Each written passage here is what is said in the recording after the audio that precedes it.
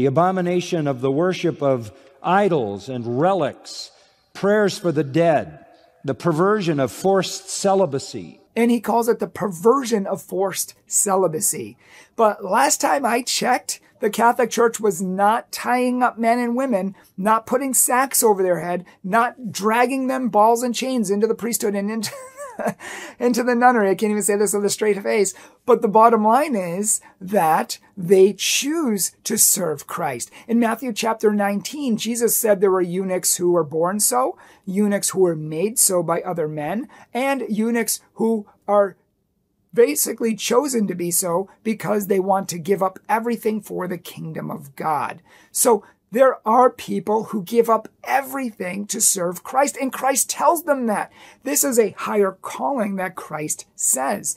And 1 Corinthians chapter 7, Paul also talks about celibacy being a higher calling. So, celibacy, giving up everything for Christ, living for Christ now as if you're going to live for him in heaven. That's what priests do. That's what nuns do. And it's a wonderful calling. And it's what so many people across the world choose freely to do. It's a free choice, Mr. McArthur. It's not forced. It's not a perversion. It's exactly what Christ called for, Mr. McArthur. It's exactly what Paul talks about in the book of Corinthians, Mr. McArthur.